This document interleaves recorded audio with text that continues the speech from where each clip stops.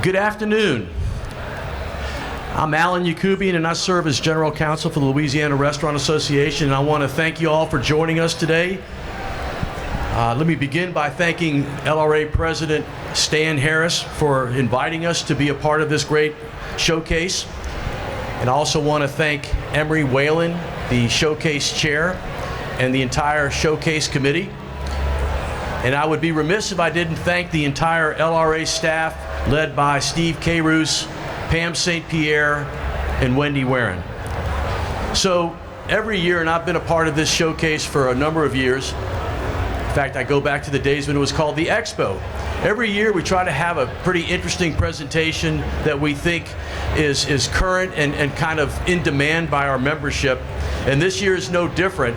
In fact, I think this year's topic is even better because of the gentleman who's to my left, Mr. Ben Yonke, who specializes in intellectual property. And so I will go ahead and kill the mystery. We are going to talk about intellectual property and how you, as restaurant owners and really anybody in the industry, can do a better job of safeguarding your intellectual property. Ben, you want to make a few comments about what you hope we can do today? Sure thing. And this is a topic I could talk about for 10 hours or 1 hour. Apparently I only have 45 minutes, and that's okay. Part of what I do as a lawyer, I think I spend more of my time as a teacher educating than anything else. And frankly, I enjoy it because it makes more sense to me when I work with my clients to make sure that we're on the same page, that they know as much as they need to know to move the ball forward. Because if it's just me having all this in my head and just telling you what you need to do, we're not going to be on the same page. So this, I think, is a great baseline presentation to have just a basic understanding of how intellectual property rights work with respect to brands in the restaurant industry. We're going to be talking primarily about trademark law today because that's most of what we're concerned with respect to the restaurant industry, and just getting a basic understanding of what that means. And by the way, if I say a lot of words that might fly over your head or you don't understand, let me know.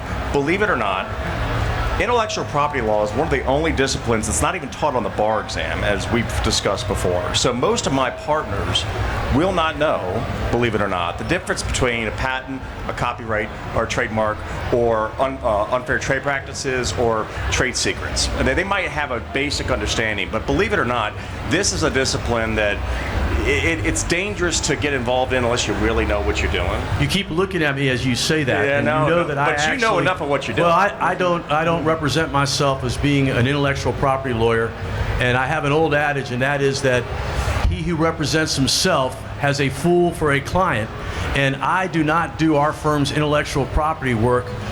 I use Ben, and Ben does a great job because I don't want to have any regrets. So I think as we start and get into the real subject matter, I want to start by kind of asking, Ben, can you go ahead and explain to us what intellectual property really is before we even talk about trademarks? Yeah, so intellectual property is, it's what's up here. You know, that's why we call it intellectual property law, right? And let me go over the four main disciplines. Copyright is expression. That's your music. That's your painting. Okay, that's the thing that is creative. Patents are your inventions. Those are the things that do what you do, that are distinct from the other things that make things happen. Trade secrets, which is something we're not going to have a lot of time to talk about today, but it's something that's very relevant in the restaurant industry. Those are your recipes. Those are things that you know that nobody else knows. That the only way you protect it is not by registering them, it's by keeping them secret. And then trademark law, which is what I want to speak mostly about today, is your identity, okay? And what I think is so important about trademark law, and what is often overlooked, is that this is who you are. And when I say overlooked, and I could say this for the restaurant industry or any other industry that I represent, it's a shame when it is, because it's something that's so foundationally important to what it is that you do. This is your face. This is how all of your customers know who you are. This is how you distinguish who you are versus your competitors. And as we go through this discussion today, let's start with the baseline assumption, and I don't think anyone's going to argue with me, that whatever restaurant you are, or whatever food provider you are, distributor, whomever, you're the best, right? You want to distinguish yourself from your competitors. And it is a shame if your competitors who aren't as good as you are, or who have inferior products, inferior services, that they get to take advantage of your goodwill because their name is confusingly similar to yours. So let's venture out and actually look at the PowerPoint in terms of just identifying for the audience, what are some examples of trademarks? I see that you have to the right of the screen a number of very familiar trademarks or icons. Why don't you go ahead and explain to everybody really what this all is about? So to the right here, you see what I'll call logos, okay? And at a basic level, this is what most folks think a trademark is, and it is. But a trademark is more than just that. It is, let's look at the definition, any word, name, symbol, device, or combination thereof, either used or intended to be used by a person to identify and distinguish goods or services from those of others and to indicate the source of origin. Again, back to my original point, this is your identity. Your identity can be your name, just the words themselves, without regard to font, stylization, capitalization, etc. Just the words themselves. In addition to that, you have your stylized elements. So that might be Coca-Cola, word itself. It might be Coca-Cola with my little scriptive writing here, right? It might be the logo. It might be a combination thereof. It might be your slogan. Love that chicken from Popeyes, a slogan. That's an identity. That's one of the various things that identifies Popeyes, right? It could even be a sound. It could be a smell. It could be a scent. Anything that identifies what it is that you sell to distinguish you from your competitors. Let's look at some of the traditional trademarks so we can recognize them. Can you explain to everyone how subject matter, I think before you had subject matter, previous slide, talk to us about how subject matter can drive what is known as a traditional trademark. Yeah, so subject matter, again, back to what are trademarks, the definition. It could be the name, just the name of the company. The insignia. Insignia is another word for a logo, right? Slogans or phrases. The love that chicken example I gave you a moment ago. Symbols similar to an insignia. Design similar to an insignia, but it's more or less a combination of both of those things together.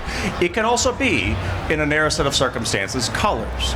You can think of, and they're relatively rare and narrow, but that brown with respect to UPS, or the green with respect to John Deere, or the pink with the insulation. So when you're talking about colors, though, you're talking about less traditional forms of a trademark, because it's clear to me, Ben and I did a little bit of rehearsal before we showed up today, and I asked him a question about scents, and I wasn't referring to myself, but I did say that, what makes a scent somewhat distinct, and you were talking about the example that you gave me yesterday was pretty interesting, actually. Yeah, since we think about colognes and the like, and those can themselves be distinguished, but even hotels have their own kind of, like, you walk into a Ritz, you know that's a Ritz smell. You walk into a certain hotel, you know that. I like the one that you brought up because it gave me a flashback to being a young kid playing, and that was the Play-Doh, right? The one you said. Oh yeah, I'm glad you reminded me. Play-Doh. Everybody knows, and you probably never thought about it before right now.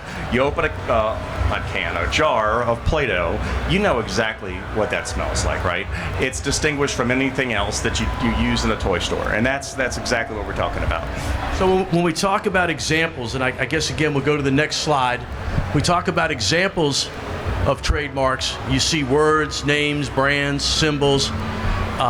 To me, the one that kind of caught my eye was letters and numbers. And when we talked about letters and numbers, I mentioned to Ben that I'd seen recently in the news that I'm sure there aren't many Cowboy fans out there, but Dak Prescott, who, if you didn't know, he's number 8. He's actually a quarterback. You probably didn't even know that. But he thinks that everybody knows that because he wanted to have his number 8 basically trademarked.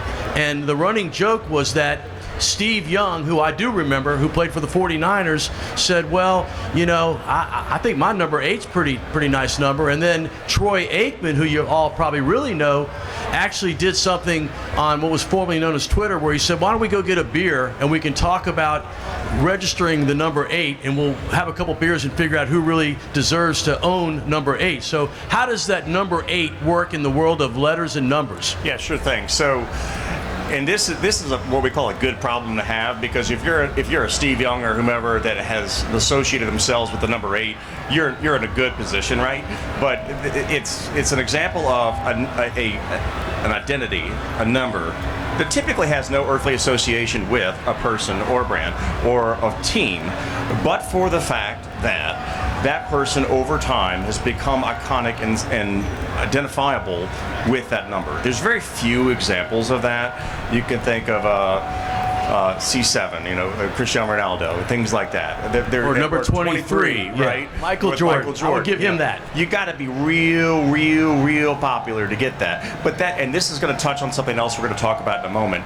Things that out the gate are not protectable because they're just a number or they're just a couple of letters. But the thing behind the brand has done such a good job of making sure that you know that they are associated with that number or they're associated with that one letter, or it takes time to develop those trademark rights. We call that acquired distinctiveness or secondary meaning. That doesn't mean that they're not protectable ever. It just means it takes a lot of work to get there. Let's look at the next slide, the less traditional examples, because I thought that they were interesting. Again, broken down in terms of subject matter, colors, sounds, scents. Yeah. I think we look up there and we see a bunch that we recognize, but you would tell us that, for instance, UPS, their ability to use that type of trademark is a little bit out of the ordinary, but the colors, I think, were what your real point was, right? Yeah, and let me talk about colors for a minute, because I think as exotic as it is, it's actually a good starting off point to understand what we're talking about. This is in the category of good problems to have, very narrow. It's unlikely that your brand is going to be so unique with respect to a color that it is going to be protectable. However, over time, these are some examples of brands that have become iconic for what they are. The Tiffany's blue teal, the UPS brown, the Coca-Cola red, okay? Ironically, let me flip it on you for a little bit. 99.99% of the time, whenever I have a client that we register a trademark for, one of the questions that the trademark office asks about is whether you're claiming color as a feature of the mark. Color as a feature of the mark. And 99.9% of the time, my answer is no, we aren't. Why? Because somewhat counterintuitively, by not claiming a color, you claim all of the colors under the rainbow. And by that claiming a stylization, a font, capitalization, etc., this is what we call a standard character mark. Alan Yakubian Steaks, okay? That means that Alan Yakubian has protection over Alan Yakubian Steaks no matter what, whether it's in Times New Roman, Comic Sans, capitalized, lowercase, pink, purple, blue, anything in between.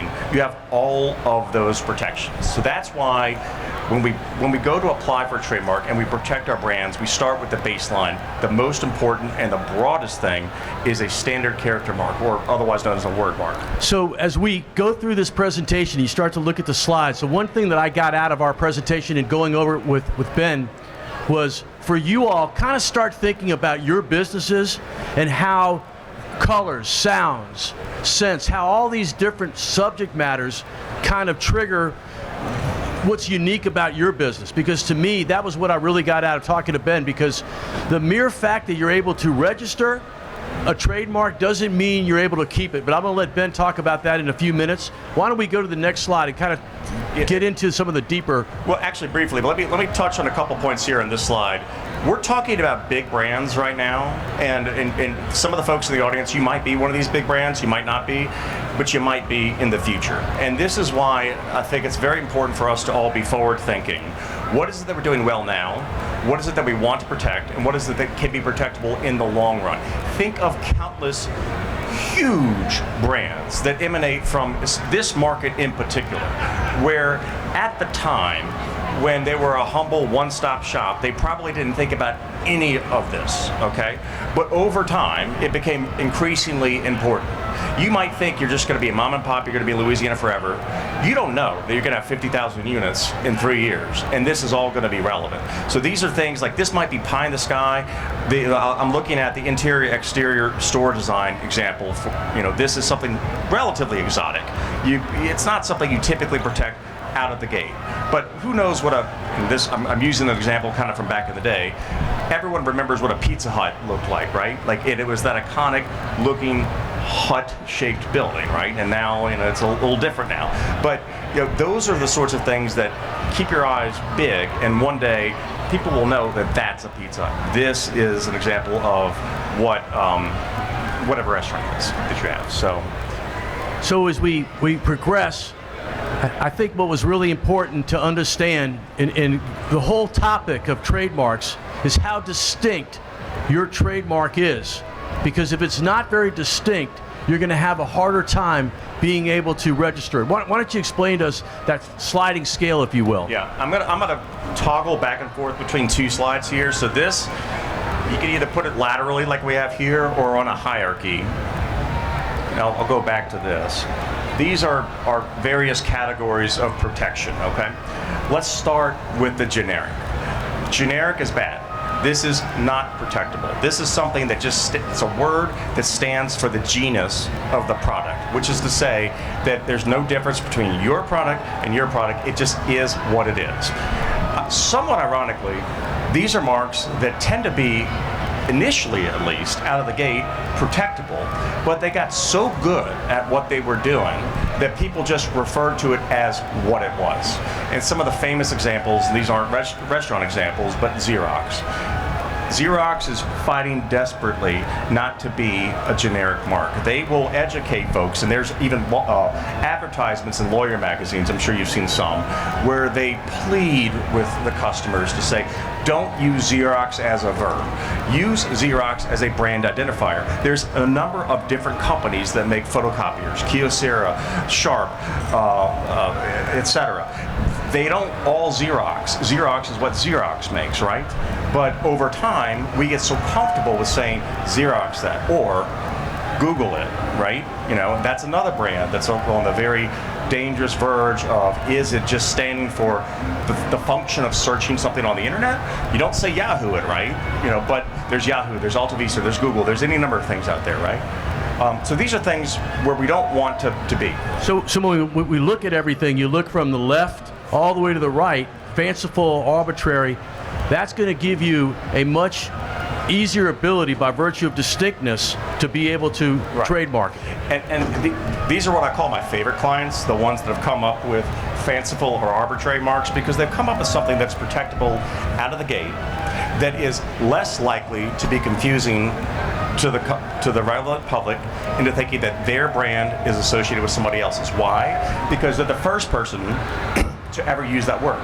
Fanciful, sometimes known as coined, means it's a word that has never existed in the English language before. They came up with the word. We're going to show you some examples in a moment.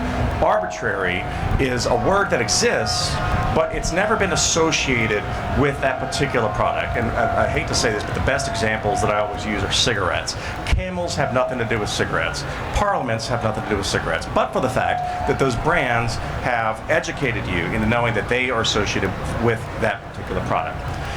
So let's go to because we're going to have to get into the real heart of it. Go to the next slide, because I thought what you had that was very interesting was the whole scale and how, so the levels of distinctness, it basically takes it through and kind of shows you the top, goes to the bottom, and then we can talk, if we go to the next slide, to some of the examples of where you're going to have a real hard time. And I guess so talk about how we look at two very, very well-known trademarks, Pepsi and Budweiser.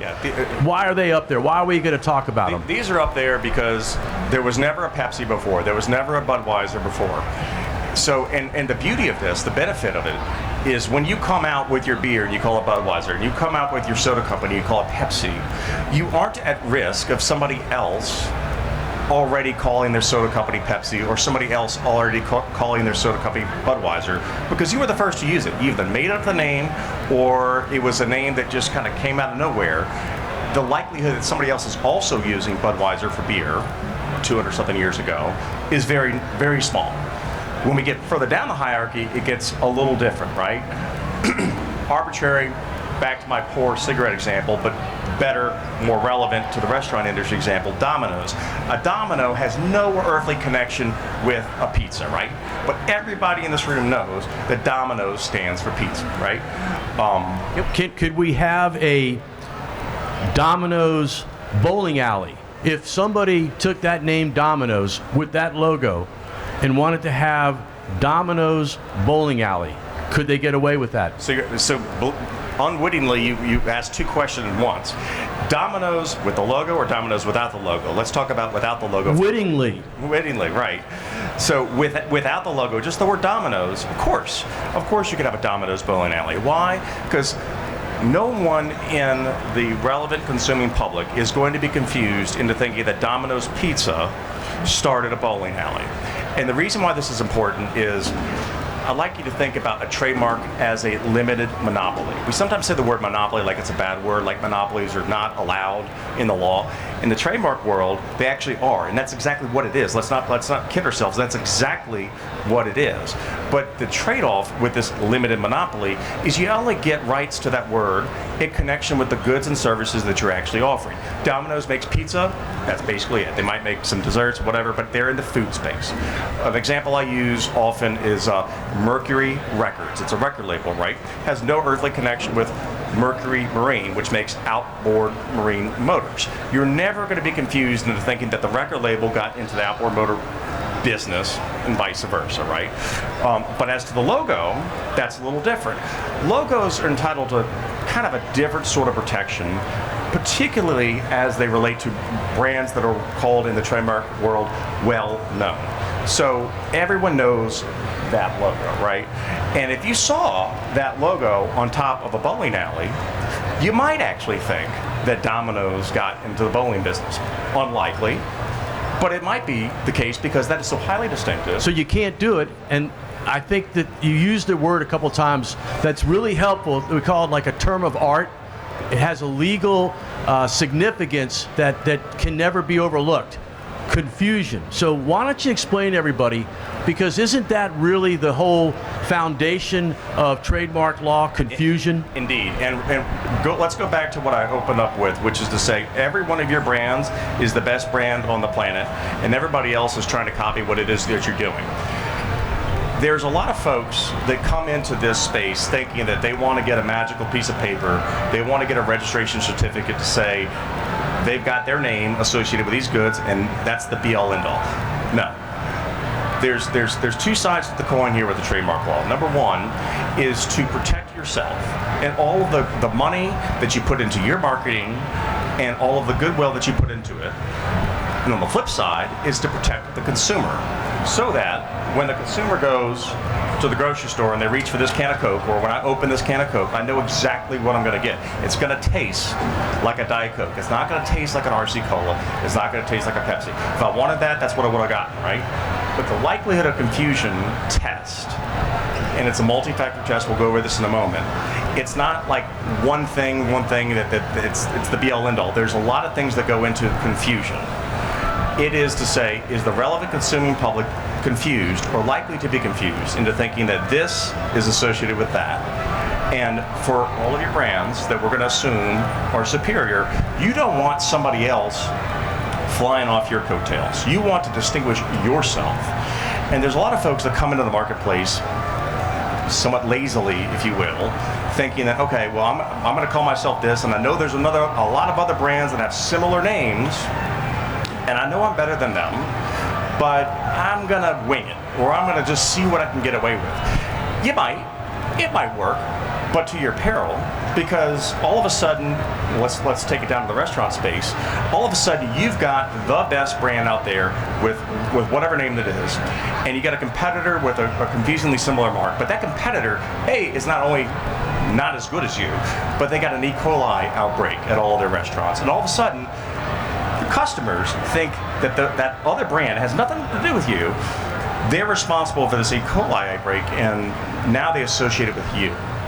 Distinction is important for the brand owner and for the consumer. The consumer doesn't want to be confused into thinking A is B. You, the brand owner, that have put all your money, time, effort, sweat, equity, etc., you want to make sure that no one else is confused into thinking that you are the other guy.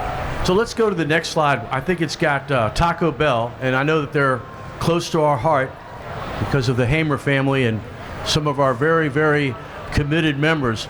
Tell us how Taco Bell has a very important lesson to be understood in the trademark space. So Taco Bell, this is an example of a suggestive mark, and this is probably 90% of the marks that we're going to talk about are either in the suggestive or the descriptive territory. Suggestive is in good land. This is where a mark doesn't hit you over the head to tell you what it is that they are. When you see Taco Bell, we all know who Taco Bell is now, right? But let's back ourselves up 20 years ago. We don't necessarily know that this is a hamburger place or a taco. We'll look at the logo, forget the letters for the moment. We don't necessarily know what kind of food they serve, but it's suggestive, right? It's like a border thing, south of the border thing. It doesn't hit you over the head with what it is, but this is what makes it a strong mark. You kind of drawing the consumer into who you are. Klondike for ice cream bars. Klondike evokes something cold. Ice cream is cold, right? It doesn't tell you it's an ice cream bar, but it's something like that. And I think the next slide is a weaker mark, I believe, talking about Kentucky Fried Chicken and how that's a harder one because fried chicken certainly is not unique, right? And the state of Kentucky is not unique, and chicken made in Kentucky is probably not unique. Tell us what makes Kentucky Fried Chicken able to hold that mark. Yeah, this is probably, if you take nothing else away from this, focus on this, because this is where most brands, whether it's in the restaurant space or any other space, find themselves, and it's a dangerous territory because, and it's understandable, you're coming out to the market, you don't want to leave your consumers guessing as to what it is that you do. Totally understandable, right? So you call yourself Kentucky Fried Chicken because you are a chicken manufacturer from Kentucky and it's a Kentucky style recipe. Okay, I get it. Out of the gate, marks that are descriptive are not entitled to protection. The fancy word is we call ab initio, which means out of the gate. From the beginning. Yeah, from the beginning. Over time, these brands can develop what we call, and I've alluded to this earlier, secondary meaning or acquired distinctiveness. But it takes a lot of time to get there, okay? And you can think of countless examples of this in the restaurant space in particular. Airlines are a great example. American Airlines, it couldn't be more descriptive of what it is. It is American airline, right? Not to be, how do you confuse that or how do you distinguish it from United States Airlines or US Air or something like that? But you know it in American Airlines now because it took you time and it took that brand time to explain that. So here's my question about time. If I decided today, and Kentucky Fried Chicken was not in existence, and I decided today that I wanted to register Kentucky Fried Chicken with no demonstrated use of the product, would they allow me to do it? No. Oh, okay. Which is kind of surprising, okay? And this is why I called it dangerous territory. You are, for a period of time, if with a mark that is merely descriptive, not capable of any brand protection. You have to demonstrate over time, both in terms of protecting your mark, and we're going to talk about common law marks in a moment, and registered marks. You have to demonstrate over time that acquired distinctiveness or secondary meaning. However, there is, at least as it pertains to the application process with the United States Patent and Trademark Office, what I call a holding pen. It's called the supplemental register. When we apply for a trademark, our be-all end game is to apply for a mark and obtain registration on the principal register, and that's like the big thing. The supplemental register, however, is kind of like a holding pen, which is to say, I'm claiming rights as of today, and in a certain amount of time, or over a certain period of time, or with enough benefit of secondary meaning, we can eventually gain trademark protection and then convert that mark from, this mild registration to something on the principal register. Let's talk about generic trademarks. I think that was the one that I found to be interesting because you all recognize some of those products. Saran wrap's the one that stood out to me. Styrofoam is styrofoam. You probably couldn't tell necessarily by that one photograph. And then Taco Tuesday. What is it? This is, to me, if I were going to tell you all the bit of the presentation that I found most interesting as explained by Ben, it was the whole notion that Wait, you're telling me that Saran Wrap, they created this product and they can't own Saran Wrap? Tell us about that. And I alluded to this a little earlier. It's almost being the victim of your own success because you're so good at what it is that you do that the public just thinks it's Saran Wrap, whether it be this brand or the other brand. Kleenex, another example. And it's kind of a fun thing in our house where I'm always like the police in terms of who's using a brand generically or who's using the actual brand name. In my house, it's called tissue paper, okay? Hand me a Kleenex brand tissue. Don't hand me a Puffs brand tissue, right? But, you know, the Kleenex company, of course, is going to be very defensive of that because it's one of those other brands, just like Xerox, that's on the verge of becoming generic. There's a number of brands you probably never even thought of that are today generic that were at once a brand. Your zipper. B.F. Goodrich was the owner of the zipper trademark at one point in time. The escalator was a trademark at one point in time. Now, none of us really care, probably, because we're just going up a set of stairs, mechanical stairs, that it's a ThyssenKrupp or if it's an Otis escalator. But escalator at once was owned by one of those companies. So what happens if it's owned by someone, but by virtue of it becoming such a common product that it can no longer be, I guess, distinctively associated with that one owner? How is it that somebody that does everything right by the law loses that intellectual property right? Yeah, great question. And this is where using... Wait, what did you say? What, say that again? Great question, Adam. Okay, good. This is where using your mark, the way you use your mark is as important as anything. You want to use it as a brand identifier. You don't want to use it as a verb. You don't want to Google something. Google doesn't want you to Google something, right? Xerox doesn't want you to Xerox something. They want you to use a Xerox branded photocopier. They want you to use a Google, which is a superior search engine, correct? Again, these are good problems to have to some degree, but over time, if we just refer to something as what it is and not as to the source identifier, it doesn't have any value. So go back and let's talk about foundationally what we've been talking about this whole day. How to identify the source, your superior product, your superior service, as distinct from others. And if you just call it what it is, I'm no longer identifying my product with you. I'm identifying it with everybody that makes Saran Wrap.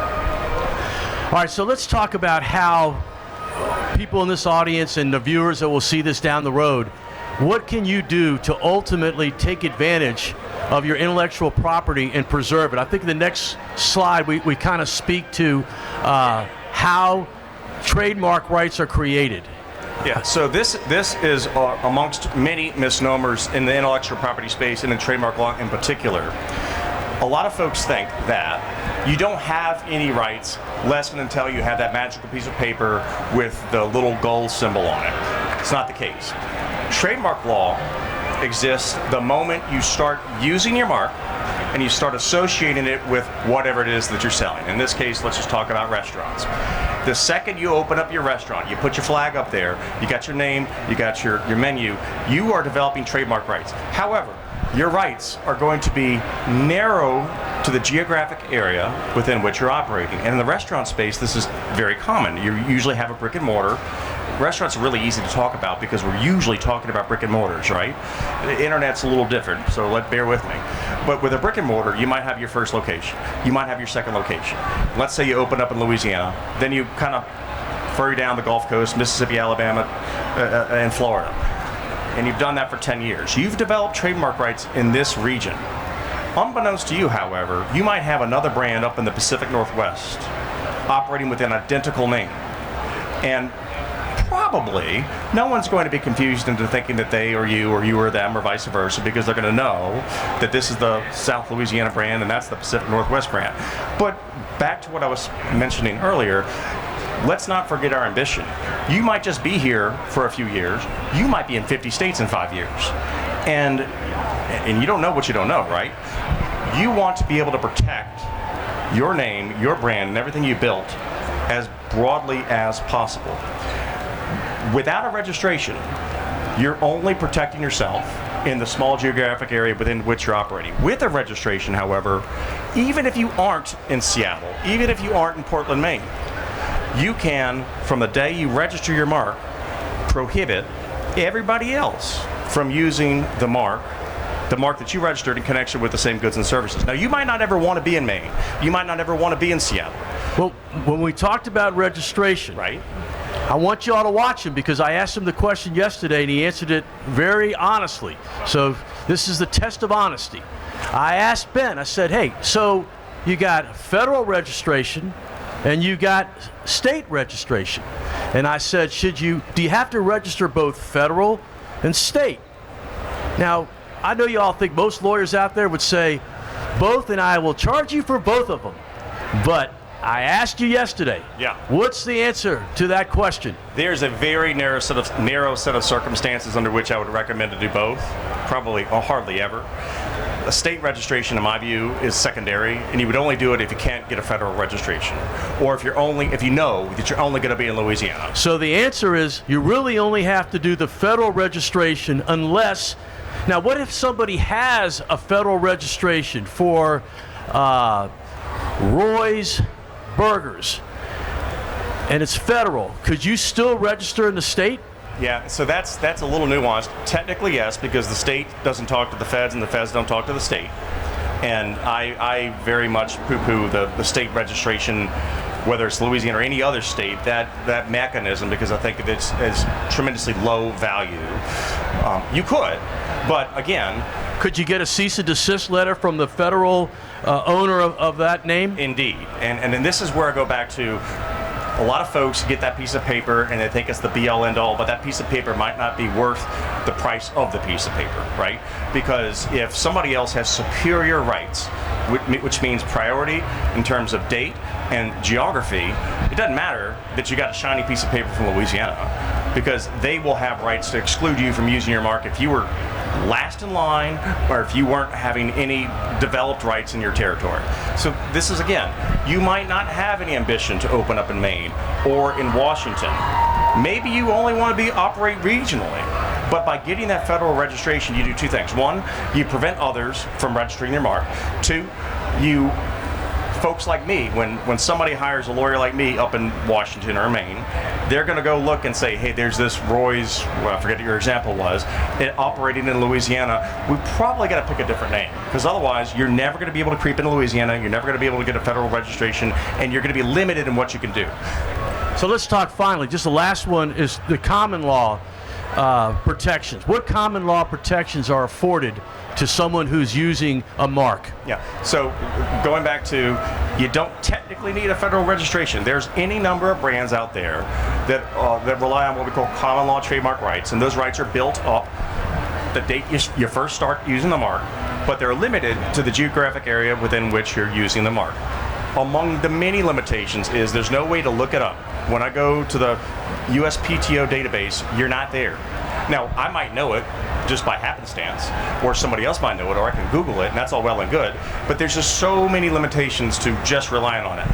That notwithstanding, you still may indeed be entitled to protection, and if somebody else is operating an identical name of your restaurant, but you started 10 years ago and they started tomorrow in your same area, you've got rights. It's just a lot harder to prove. So let's look at some of the final nuances of trademark law. I think that there's a slide that kind of speaks to, I actually think it was one of our members that I saw. You have on this side right here. Okay. Yep. Which one did we want? Well, actually, go back to, Acme. So we talk about goods and services, and you have this concept of squatters' rights, and I guess that's almost this concept of a placeholder in a way? Right. So when you apply for a trademark, and the United States is kind of unique versus many other jurisdictions, you can apply for a mark based on two different criteria. Either you've already been using the mark, and I would be remiss if I didn't mention this. Let's say you've been existing for 50 years and you don't have any registration. That doesn't mean that this world is foreclosed to you. You can still do it, okay? You might be late to the game, but it's still worth doing. You will be claiming that you're using this mark as of 50 years ago in connection with such and such goods and services. Your priority, however, nationwide, arguably is going to be limited to the day you register that mark. You can also file a mark as an intent to use application. And this is where the U.S. kind of encourages this entrepreneurial spirit, which is to say, I got a bunch of partners together. We're going to start a restaurant. It's going to be called whatever it's going to be called. We're not going to open for another 6 months, but I want to lay my stake in the ground now and claim priority as of today when I file my filing federally with the USPTO, and that allows me time to get everything worked up. There's a lot of misinformation, a lot of misnomers about it's a first to the courthouse kind of thing, or first to the trademark office, and that's not really the case. This affords a common sense solution to how we really do entrepreneurial work. So how does that jive with what I asked earlier about Domino's Pizza and a Domino's bowling alley?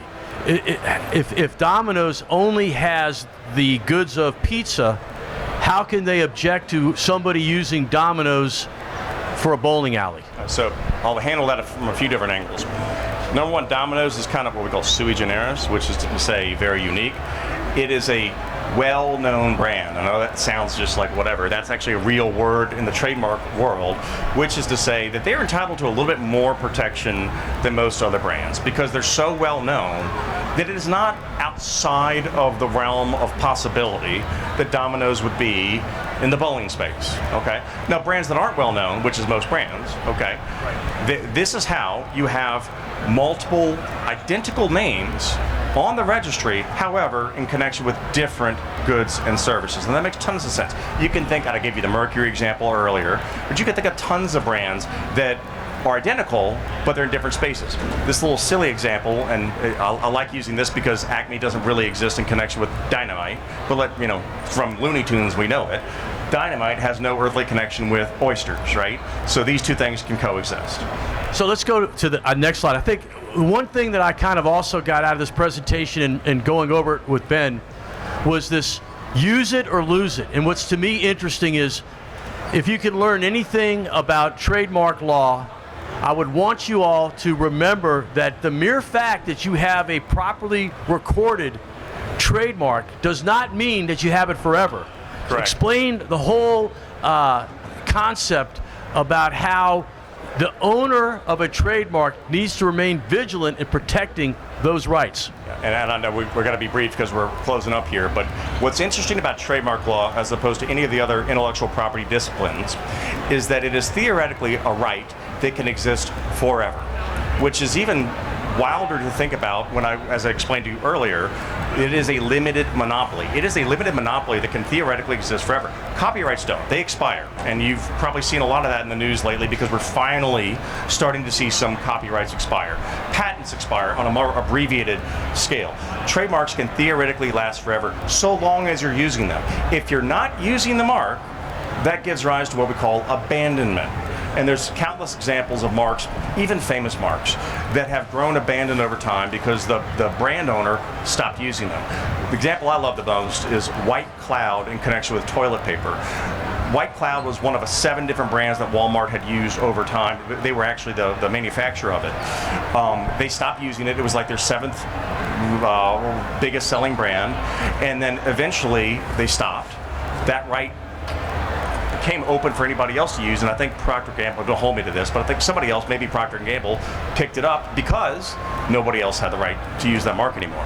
So there's one last slide. I know we're almost out of time. We got a little time to go over, but not a lot.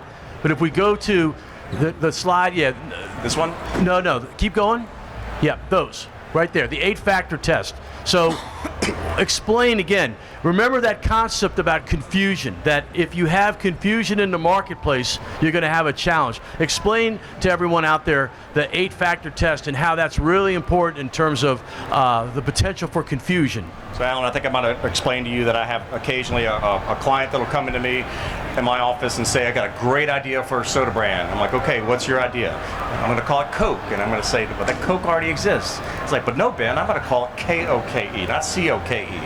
And this is where I say, cute doesn't cut it, okay? If you're trying to put a square peg in a round hole or thin the needle, however you say it, you don't have the right mindset for how to protect your brand. Because number one, out of the gate, you're already trying to fly off the coattails of somebody else, which is a bad thing. Remember, all of your brands are superior to everybody else's, so why do you want to fly off somebody else's coattails? And if that's what you're really trying to do, you're not really trying to build your own brand, you're trying to do somebody else's.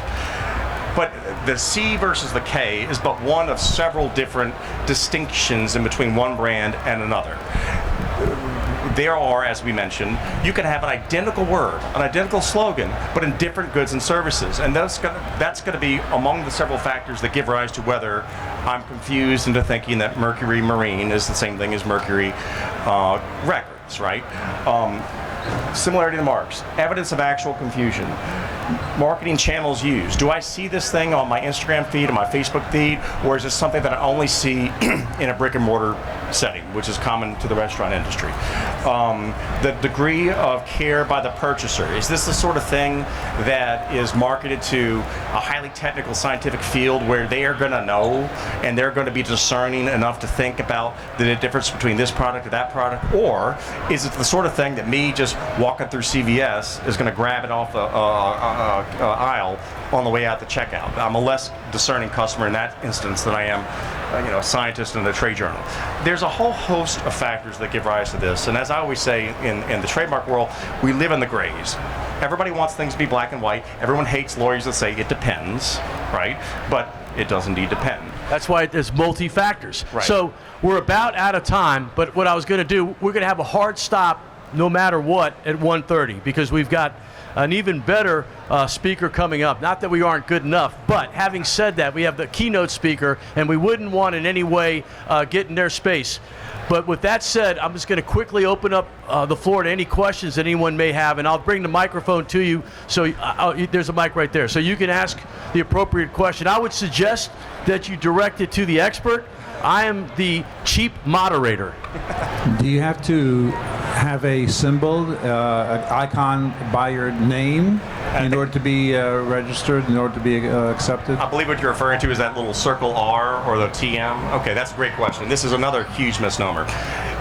It is not required, whether you're protecting your mark or whether you're seeking registration, to have either the TM or the circle R. Used to be years and years ago, there was some benefit to it. There is still yet some additional benefit. I call it the beware of guard dog situation. It tells you mean business. We're actually protecting our rights, whether it's the TM or whether it's the circle R. Those two things mean different things, however. A TM means that you are claiming trademark rights, whether they be registered or unregistered. It could be both.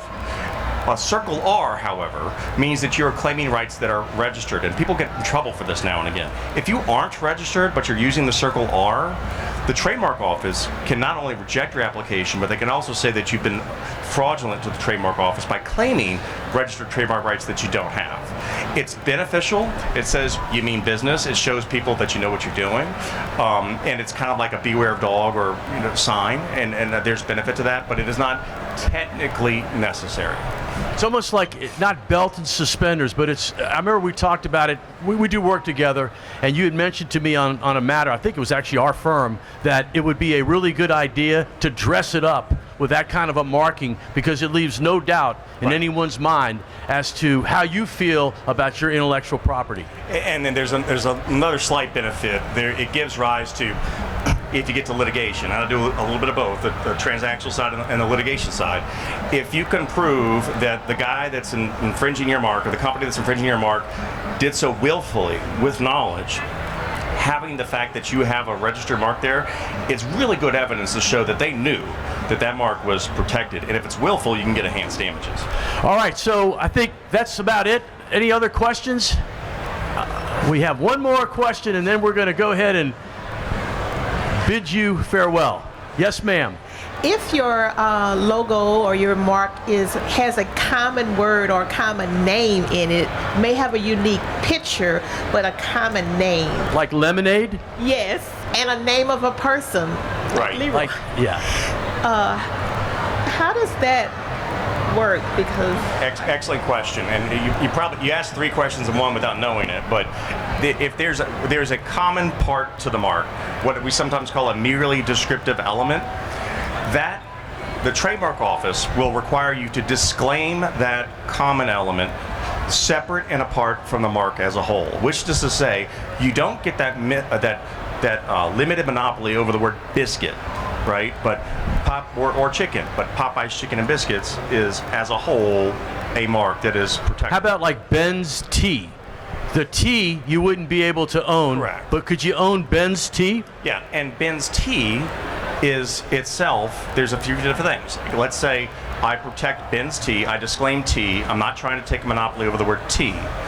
But if somebody else starts a tea company and calls it Ben's, I have rights as to that other Ben's Tea. If somebody opens, and I'm very uncreative, so bear with me here, but Ben's and then another word that looks and sounds like tea but isn't tea, but I've called myself Ben's Tea, that mark as a whole has protection. And if somebody is trying to call themselves Ben's Glee or something like that, that sounds like tea. Even though I don't have priority or exclusivity as to the word tea by itself, Ben's Tea has some cachet to it versus somebody else that's using something similar.